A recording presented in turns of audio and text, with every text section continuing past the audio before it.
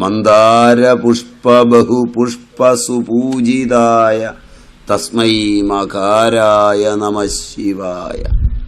അവിടെയും കേൾക്കാം ഇതിൻ്റെ ആ പ്രമഥനാഥത്വം. അവിടെ ശിവനാണ് പ്രമഥനാഥൻ, ഗൃഹസ്ഥന്മാർക്ക് നാഥൻ, ബ്രഹ്മചാരികൾക്ക് മുമ്പൻ, സന്യാസിമാർക്ക് നാഥൻ എന്നുള്ള അർത്ഥത്തിൽ അവിടെ പറയും. ഇവിടെ അത് ഭഗവതിയെ പറയുകയാണ്, ദേവിയെ.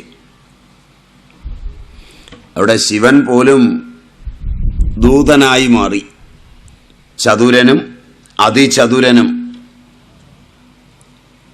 നല്ല വിചാരത്തോടു കൂടിയവനും ഏത് കാര്യവും ആലോചിച്ച് ചെയ്യുന്നവനും, ചതുര വിചാര ധുരീണ മഹാശയ, ധുരീണൻ, നല്ല മനസ്സോടു കൂടിയവൻ, മഹാമനസ്കൻ. ദൂതനെ തിരഞ്ഞെടുക്കുമ്പോൾ ഇതൊക്കെ വേണം. അങ്ങനെയുള്ള ദൂതനെയാണ് പറഞ്ഞു വിട്ടത്. അവനെ ദൂതനാക്കിയ പ്രമഥാധിപതിയായ അല്ലയോ അമ്മേ. എന്നിട്ടോ ദുരിത ദുരീഹ ദുരാശയ ദുർമതിദാനവ ദൂതകൃതാന്തമതേ. ദുഷ്ടൻ, ദുരിതൻ, എല്ലാ ദുരിതങ്ങളും ഉണ്ടാക്കുന്നവൻ, അന്യരെ ദുരിതത്തിലേക്ക് തള്ളിയിടുന്നവൻ, അതുകൊണ്ട് ദുഷ്ടതയുള്ളവൻ. ദുരിത ദുരീഹൻ, ഇഹ താൽപ്പര്യം, ദുഷ്ടമായ ആഗ്രഹങ്ങളോട് താൽപ്പര്യങ്ങളോടുകൂടിയവൻ. ദുരിത ദുരീഹ ദുരാശയ, ദുരയുള്ള ആശയത്തോടു കൂടിയവൻ, ഹൃദയത്തോടു കൂടിയവൻ. ആശയം, ഹൃദയം, ആശയം, വാക്ക്, ആശയം, ബുദ്ധി, ഇതെല്ലാം ചേരുമ്പോൾ ഏറ്റവും മോശമായ ബുദ്ധിയോടുകൂടിയ, ഹൃദയത്തോടുകൂടിയ, ദുഷ്ടലാക്കുള്ള ദുരിത ദുരീഹ ദുരാശയ ദുർമതി, ദുഷ്ടമായ ബുദ്ധിയോടുകൂടിയവൻ. ബുദ്ധി പലതരത്തിലുണ്ട്. ഇതെല്ലാം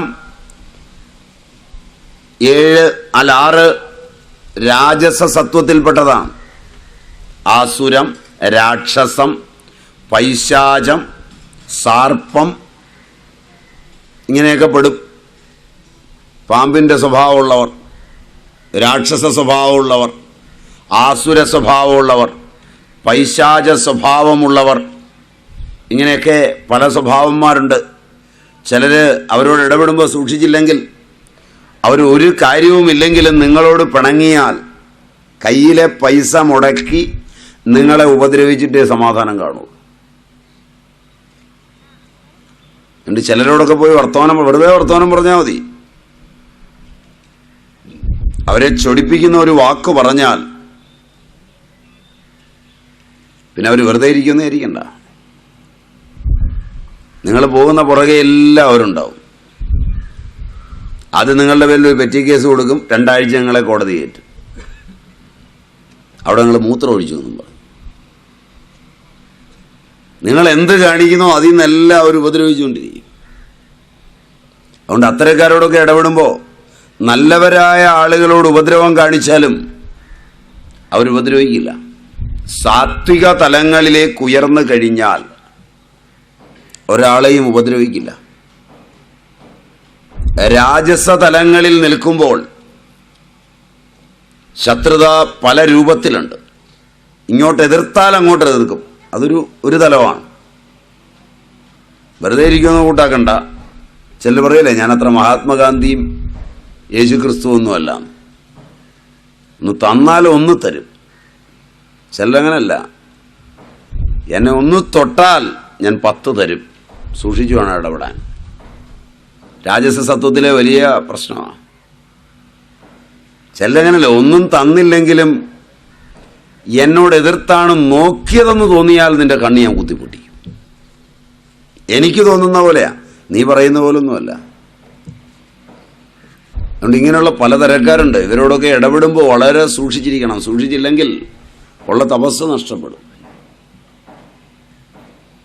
അവനവനുണ്ടാക്കിയ തപസ്സാണ് ഇവരോടൊക്കെ ഇടപെട്ട് നഷ്ടപ്പെടുക. അതുകൊണ്ട് വളരെ സൂക്ഷിച്ച് വ്യക്തികളോട് ഇടപെടാവും. വ്യക്തിബന്ധം ഉണ്ടാക്കുന്നതിന് മുമ്പ് ഏത് തരക്കാരാണ്, ഏത് സത്വത്തിൽ നിലകൊള്ളുന്നവരാണ് എന്നറിഞ്ഞിട്ട് മാത്രമേ വാക്കുകൊണ്ടും മനസ്സുകൊണ്ടും പ്രവൃത്തി കൊണ്ടും ബന്ധപ്പെടാവൂ. അല്ലാത്തവർ നിങ്ങളോടൊപ്പം ഇരുന്നാലും ഇരുന്നില്ലെങ്കിലും ബന്ധപ്പെടരുത്. ബന്ധപ്പെട്ടാൽ ഗതിയാണ്. അതിൽ ഏറ്റവും കൂടിയതായത് ദുരിത, ദുരീഹ, ദുരാശയ, ദുർമത. ഇതിലൊരെണ്ണമാണെങ്കിൽ കുഴപ്പമില്ല. ഒന്നുള്ളവരുണ്ട്, മറ്റുള്ളവർക്ക് ദുരിതം മാത്രം ഉണ്ടാക്കുന്നവർ. 2 ദുഷ്ടമായ ലാക്കുകളോടുകൂടിയവർ, ദുരാശയന്മാർ.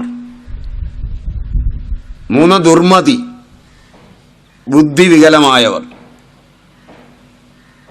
ഇങ്ങനെയുള്ളവർ ആ ഇതിൽപ്പെട്ട അസുരന്മാരുടെ, അത്തരം അസുരന്മാരുടെ ദുരിത, ദുരീഹ, ദുരാശയ, ദുർമതി, ദാനവ ദൂത, അവരുടെ ദൂതനായ സുഗ്രീവന്റെ, ആ സുഗ്രീവൻ വന്ന് ദൂത് പറഞ്ഞു ദേവിയോട്, നീ വേഗം ഇവർക്ക് ഭാര്യയായൊക്കെ ഇരിക്കുക, നീ സുന്ദരിയാണ്. അപ്പൊ അവന്റെ വാക്ക് കേട്ട് അസുരകുലത്തെ മുടിക്കാനിറങ്ങിത്തിരിച്ചവളെ, നിശ്ചയിച്ചുറച്ചവളെ, ഹേ മഹിഷാസുരമർദിനി, അല്ലയോ മഹിഷാസുരമർദിനി, രമ്യ കബർദിനി, മനോഹരമായ ജടാജൂഢത്തോടുകൂടിയവളെ, ഹേ ശൈലസുതേ, ഹിമവത് പുത്രി, അവിടുന്ന് ജയിച്ചാലും. അപ്പോൾ ഇനി നമുക്ക് അതിൻ്റെ ഇതിലേക്ക് പോവാം. അല്ലയോ അമ്മേ, രണത്തിൽ മതോന്മത്തരായ ശത്രുക്കളെ വധിക്കുന്നതിന് വേണ്ടി രണഭൂമിയിൽ അനേക രൂപങ്ങളിൽ പ്രത്യക്ഷയായ ദേവി. ഏത് രണഭൂവിലും ദേവി പ്രത്യക്ഷമാവും. പക്ഷെ അപൂർവം ചിലർക്കേ കാണാൻ പറ്റുള്ളൂ. അവിടെയെല്ലാം കൊല്ലുന്നതും കൊലയ്ക്ക് കൊടുക്കുന്നതും വ്യക്തികൾ തമ്മിലല്ല, വാതുവെക്കുന്നതും വീരവാദം മുഴക്കുന്നതും എതിർക്കുന്നതും ആയുധം വർഷിക്കുന്നതും ആണ് ലോകം കാണുന്നത്, ഫോട്ടോയൊക്കെ എടുക്കുന്നത്. മനസ്സിലായില്ല? പട്ടാളത്തിലൊക്കെ നോക്കിയാൽ അറിയാം. പോയി അടിച്ചു പിടിച്ചുമൊക്കെ ഒരുപാട് പേരെ കൊന്ന് വിഷമിച്ച് വരുന്നത് ഒരുത്തനാണ്. പരമവീരചക്രം വേറൊരുത്തനാണ്. പക്ഷെ ഇവർ രണ്ടുപേരുമല്ല യുദ്ധഭൂമിയിൽ അടരാടുന്നത്, രണദേവതയാണ് അടരാടുന്നത്. രണദേവതയാണ് ആയുധങ്ങളെയൊക്കെ തിരിക്കുന്നത്. രണദേവത പ്രകടമല്ല. ലോകത്തുള്ള ഒരു ഏറ്റുമുട്ടലിലും രണദേവത പ്രകടമല്ല. നിങ്ങൾ വ്യക്തികൾ തമ്മിൽ വഴക്കുണ്ടാക്കിയാലും അതെ. അതറിയണമെങ്കിൽ വഴക്കൊക്കെ കഴിഞ്ഞ് ടേപ്പ് ചെയ്ത് വെച്ച് ഒരു 10 കൊല്ലം കഴിഞ്ഞ് 2 പേരെ ഒറ്റയ്ക്ക് വിളിച്ച് മുമ്പ് ഇങ്ങനെ സംഭവിച്ചിരുന്നു എന്ന് ചോദിക്കണം. ചോദ്യം മനസ്സിലായോ എന്നറിയില്ല. ഞാൻ പറഞ്ഞിട്ടില്ല എന്ന് പറയും. ചിലര് അടുത്ത നിമിഷം പറയും, ഭ്രാന്ത് പറയുന്നു. ഞാനങ്ങനെ പറയുമോ? നിങ്ങൾ എന്തോ ഈ പറയുന്നത് എന്ന് ചോദിക്കും. ഭാര്യയും ഭർത്താവും കൂടെ അടി നടത്തി പിള്ളേർ ചിലപ്പം വഴക്കുണ്ടാക്കുമ്പോൾ പിള്ളേർ ചിലപ്പോൾ പറയും, അമ്മ കൊണ്ട് അങ്ങനെ പറഞ്ഞതാണ്. പോടാ അവിടുന്ന്, നീ എവിടുന്നാ കേട്ടത്? ഞാൻ അങ്ങനെ പറയുമോ? അപ്പോൾ പറഞ്ഞതാരാ? പിന്നെ വായിൽ നിന്ന് ശബ്ദം വന്നത് അമ്മയുടെയാണ്. ഞാനത് കേട്ടു, ടേപ്പ് ചെയ്ത് വെച്ചിട്ടുണ്ട്, വേണമെങ്കിൽ കേട്ടു. നിന്റെ ഒരു ടേപ്പ് മണ്ണാങ്കട്ട. ഞാനങ്ങനെ പറയില്ല. ഞാനങ്ങനെ മനസ്സിൽ വിചാരിക്കുക പോലും ഇല്ല. ശരിയല്ല. നിങ്ങളൊക്കെ തന്നെയാണോ ഇത്? ഇതിനകത്ത് നിങ്ങളൊക്കെ ഉണ്ടോ?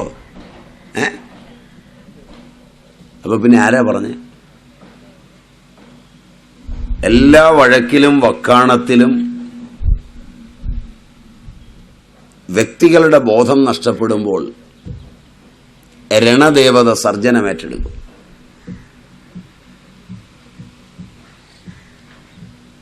അതുകൊണ്ട് ദേവത പ്രവേശിക്കുവാനുള്ള വഴി കണ്ടുപിടിക്കണം.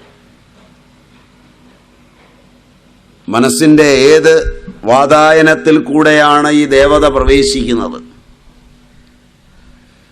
എല്ലാ ഏറ്റുമുട്ടലിലും അതെ.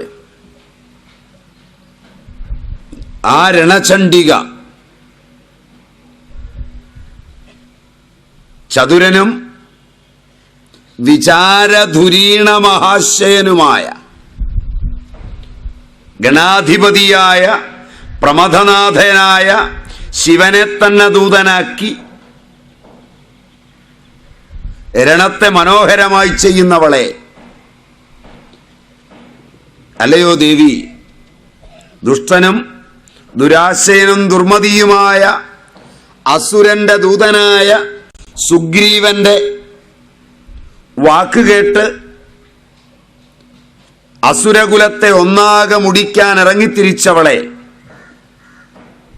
ഹേ രണചണ്ഡികേ, മഹിഷാസുരനാശിനി, മനോഹരമായ ചിഗുരഭാരത്തോടുകൂടിയ അവിടുന്ന് ഹേ ഹിമവത് പുത്രി ജയിച്ചാലും. അതുകൊണ്ട് വെഷ്ടിയിലും സമഷ്ടിയിലും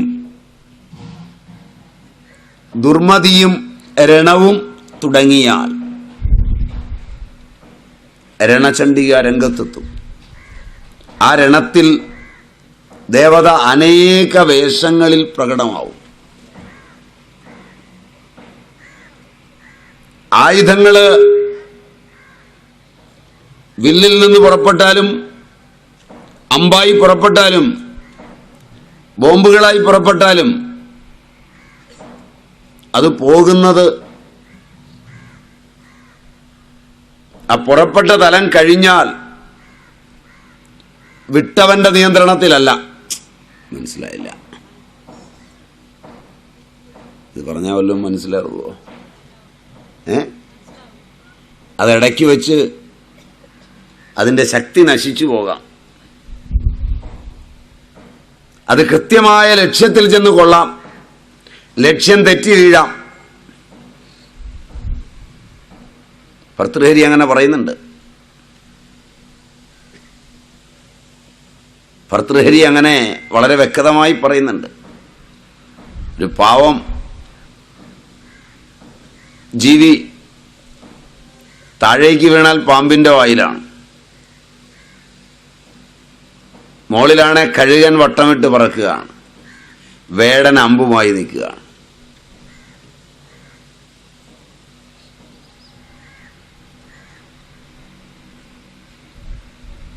അപ്പൊ ഇതിലേതിൻ്റെ വായിലും വീഴാം. അപ്പോഴാണ് പാമ്പ് വേടൻ ചവിട്ടി, പാമ്പ് വേടനെ കടിച്ച് വില്ലിൽ നിന്ന് വിട്ട അമ്പ് ലക്ഷ്യം തെറ്റി കഴുകിനെ എയ്ത് വീഴ്ത്തി. കഴുകും പാമ്പും വേടനും ക്ലോസ്. ദൈവഗതിക്ക് അഥവാ ഭുവനേസ്മിൻ നൈവ കവാട നിരോധമൊരേടം. അതിനത്രയും വിശ്വാസം വേണം. അത് മാത്രം എളുപ്പമുള്ള കാര്യമല്ല.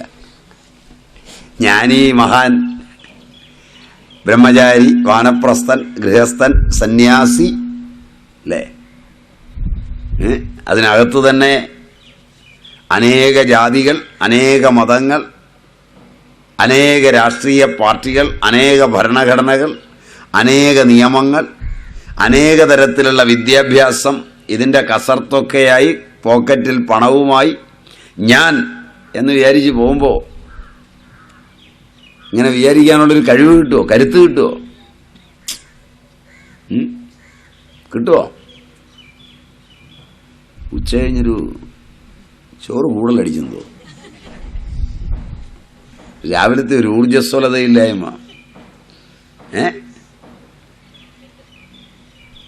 നല്ലോണം തട്ടിയെന്ന് തോന്നുന്നു. അതാ പറ്റിയത്. കഴിഞ്ഞ് ഉറങ്ങാനും സമയം തന്നിരുന്നല്ലോ.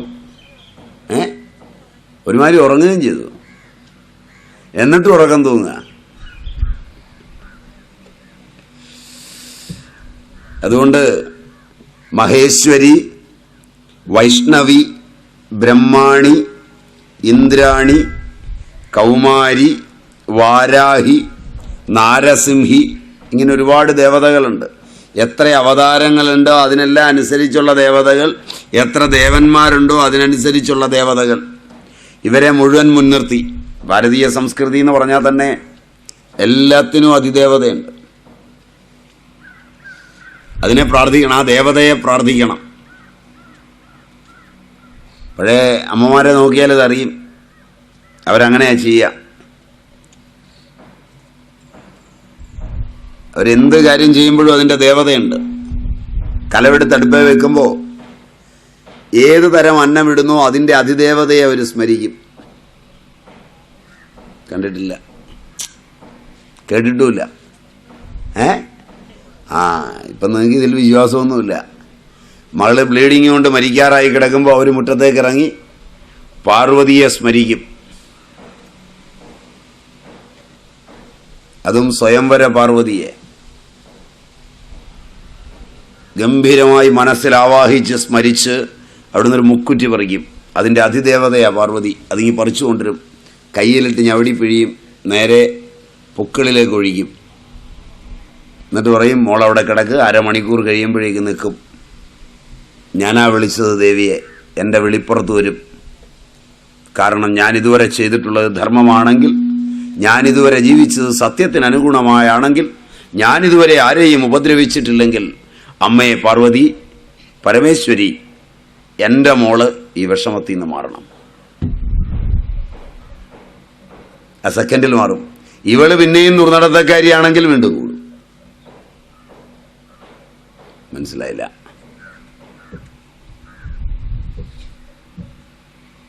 ഇങ്ങനൊരു ശക്തിവിശേഷം ലോകത്തുണ്ട്, മനസ്സിൻ്റെ. അത് എണ്ണി പറഞ്ഞെടുത്തു കൊടുക്കാൻ അവർക്ക് കഴിയും. അതിനെ അംഗീകരിക്കുകയും ഉൾക്കൊള്ളുകയും ആ തപസ്സിൽ നിൽക്കുകയും ചെയ്യുന്നുവെങ്കിൽ അവർ പറയും, ഇത് ഞാനാണ് എടുത്ത് തന്നതെങ്കിൽ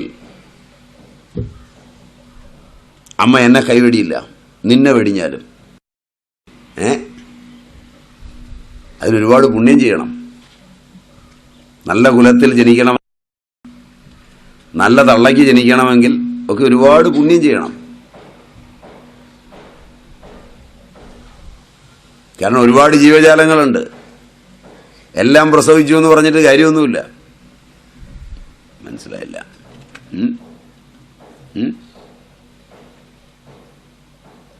എന്തോ ശങ്ക? നോക്കാവുന്നാണോ പറഞ്ഞത്? അടുത്ത ജന്മത്തിൽ നോക്കാവുന്നാണോ അടുത്തിരിക്കുന്ന ആളിനോട് പറഞ്ഞ്?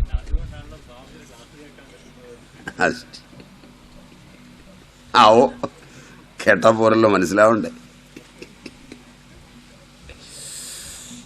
അതുകൊണ്ട് ഇത് കേട്ടാൽ മാത്രം പോരല്ലോ, മനസ്സിലാവണ്ടേ? മനസ്സിലാവുന്നുണ്ടെങ്കിൽ സമ്മതമാണ്. കേട്ടു എന്നുള്ളത് കൊണ്ട് എന്നെ മണിയടിച്ച് സമ്മതിപ്പിക്കാനുള്ള ശ്രമമാണ്. അതിന് ഞാൻ സമ്മതിച്ചു തരികയില്ല. കാരണം സ്വാമി മഹാനാകുമല്ലോ. സ്വാമിയുടെ ക്ലാസ് കേൾക്കുന്നതിന് സുഹൃതം ഞങ്ങൾക്കുണ്ട് എന്ന് പറയുമ്പോൾ സ്വാമിയുടെ സുഹൃതം കുറച്ച് കൂടിയല്ലോ. അതിനകത്തൊരു പൃഷ്ഠകണ്ടൂതി ന്യായമുണ്ട്.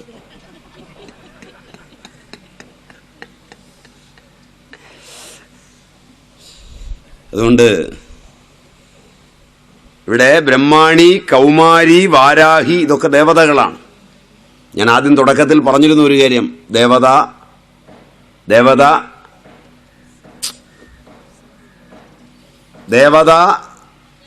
ജ്ഞാനം. സ്തോത്രകൃതികളിൽ ഇത് വളരെ വലുതാണ്. സ്തോത്രങ്ങൾ നമ്മളെ ആ ദേവതാലോകങ്ങളിലേക്കാണ് കൊണ്ടുപോകുന്നത്. ഈ ലോകത്തേക്കാൾ സുതാര്യവും ഇതിനേക്കാൾ അനുഭവപ്രസിദ്ധവും ഇതിനേക്കാൾ തൊട്ടറിയാവുന്നതും ഇതിനേക്കാൾ ബലിഷ്ഠവുമാണ് ദേവതാലോകം. സങ്കല്പമല്ല, ഞാൻ ഈ ക്ലാസ് എടുത്തപ്പം പോലും ഇതുവരെ ദേവതാലോകങ്ങൾ സങ്കല്പലോകങ്ങൾ എന്നല്ല പറഞ്ഞേ, മനസ്സിലായില്ല. ഭാവപ്രധാനങ്ങളായ സജീവ ലോകങ്ങളാണ് ദേവതാലോകങ്ങൾ.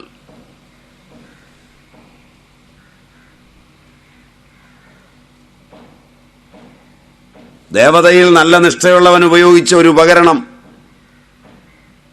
അവന്റെ അനുമതിയില്ലാതെയും ആ ദേവതയുടെ അനുഗ്രഹമില്ലാതെയും എടുത്താൽ അപകടം ഉണ്ടാവും. അതുകൊണ്ട് പഴയ ആളുകൾ ചോദിക്കും, ഞാൻ ഈ കോടാരി കൊണ്ടൊന്ന് വിറക് കീറിക്കോട്ടെ, കൊണ്ടുവന്ന നേരത്ത് ചോദിക്കും, കണ്ടിട്ടില്ല. ഇല്ലെങ്കിൽ തിരിച്ചു വരുന്ന ചിലപ്പം ആശുപത്രിയിലേക്കായിരിക്കും. ഉത്തമന്മാർ ഉപയോഗിക്കുന്ന ആയുധങ്ങളും സാമഗ്രികളുമൊക്കെ പഴയ കാലത്ത് ശ്രദ്ധിച്ചിട്ടുണ്ടെങ്കിൽ അറിയാം. വീട്ടിൽ വന്ന് മരമൊക്കെ വെട്ടുന്ന മഴു അവൻ നിങ്ങളുടെ വീട്ടിൽ വെച്ചേച്ച് പോകുമ്പം ഒന്നെടുത്ത് വെട്ടാമെന്ന് വിചാരിച്ച് വെട്ടിയാൽ ചിലപ്പോൾ ആശുപത്രിയിലാവും. കണ്ടിട്ടില്ല. അത് എണ്ണയൂട്ടിയൊക്കെ വെക്കുന്ന, ഡീസൽ ഊട്ടി വെക്കുന്ന, കേട്ടിട്ടില്ല അങ്ങനെയൊന്നും. അത് കാച്ചുമ്പോൾ അത് എണ്ണയിൽ ഡീസലിലൊക്കെ ഊട്ടും. അങ്ങനെയാണ് അതിന് പദം വരുന്നത്. അങ്ങനെ പദം വരുത്തിയ സാധനങ്ങളൊക്കെ അതിൽ കടന്നുകൂടിയിരിക്കുന്ന ദേവത, ആ ആയുധത്തിൻ്റെ അതിദേവത, അതിനെ ഭരമേൽപ്പിച്ച് അവൻ പോവുക. അവൻ പറയും എടുക്കരുത്. പഴയ കാലത്ത് തച്ചന്മാർ വീടൊക്കെ പണിതാൽ ഉടമയാണേലും അതിൻ്റെ മുകളിൽ കയറണമെങ്കിൽ തച്ചൻ്റെ അനുമതി വാങ്ങിക്കണം, താക്കോല് തരുന്നവരെ. കേട്ടിട്ടില്ല.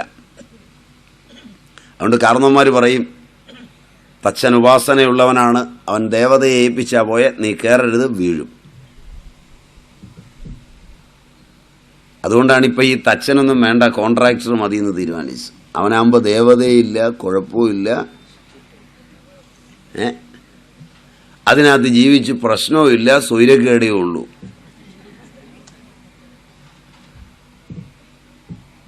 മനസ്സിലായില്ല ഇത് പറയുന്നത്? ഉപാസനയുള്ളവനായാലും എതിർത്ത് ഉപയോഗിക്കാൻ ഉപാസ്യ ദേവതകൾ സമ്മതിക്കില്ല. ഉപാസ്യ ദേവതകൾ പരസ്പരമുള്ള അനുഗ്രഹത്തിൻ്റെയും പരസ്പരമുള്ള ഉന്മീലനത്തിൻ്റെയും പരസ്പരമുള്ള ചാരുവായ പാരസ്പര്യത്തിൻ്റെയും ലോകങ്ങളിൽ മാത്രമേ നിലകൊള്ളൂ. ആ ഉപാസനയുള്ള ഒരുത്തനും അനുമതി കൂടാതെ തൊടില്ല. അവൻ ചോദിക്കും, വൈകുന്നേരം ഞാൻ അതിൻ്റെ മുകളിലൊന്ന് കയറും കേട്ടോ, നിങ്ങൾ പോയി കഴിയുമ്പം. ആയിക്കോട്ടെ, അനുവദിക്കും. ഒരു ബൈക്കോ സ്കൂട്ടറോ കൊണ്ട് വെച്ചാൽ അത് എടുക്കുന്നതിന് മുമ്പ് ചോദിക്കും, ഞാനിതിലൊന്ന് കയറിക്കോട്ടെ. ആ ദേവതയെ പ്രീണിപ്പിച്ചിട്ട് കയറിയാൽ ആ ദേവത നിങ്ങളിൽ പ്രസാദിക്കും. ദേവതാ പ്രസാദമില്ലാതെ ഒരു കർമ്മവും ചെയ്തുകൂടെന്നാണ് പ്രാചീന മതം. അതുകൊണ്ടാണ് ഞാൻ ചോദിച്ചത്, പഠിക്കണോ? ഇത് നിങ്ങൾക്ക് ചിലപ്പോൾ ഭയം ഉണ്ടാക്കും. മനസ്സിലായില്ല? ധർമ്മഭയം ഇഷ്ടമുള്ളവർ മാത്രം പഠിക്കേണ്ട കൃതിയാണിത്.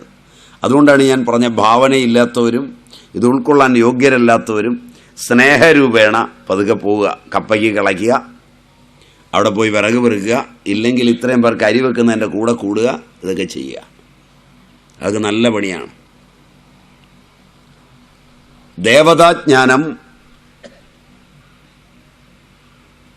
നന്നായി കരഗതമാകുന്നതിന് ദേവതകൾ വളരെ പ്രസിദ്ധങ്ങളാണ്. ദേവതാലോകം പ്രത്യക്ഷ ലോകമാണ്, ഈ ലോകം പോലെ പരോക്ഷ ലോകമല്ല.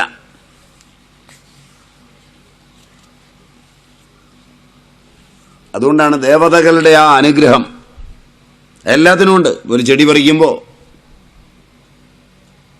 ഒരു കത്തി എടുക്കുമ്പോൾ, തേച്ചു വച്ചിരിക്കുന്ന ഉളി എടുക്കുമ്പോൾ ഒക്കെ പറയും. അതിനെല്ലാം ഉപാസനയുണ്ട്. പഴയ ആളുകൾ അതിനെല്ലാം ഉപാസിച്ചിട്ടാണ് ചെയ്യുന്നത്. ഇന്നതില്ല.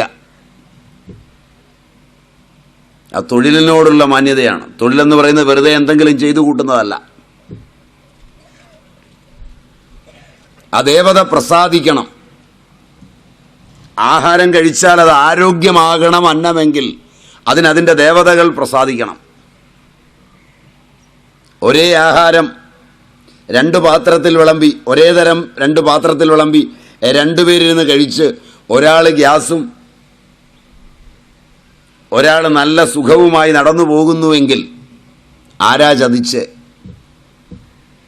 ചോദ്യം മനസ്സിലായില്ല. ആ ദേവതയാണ് ചതിച്ചത്. അതുകൊണ്ട് ദേവതയെ അറിഞ്ഞ്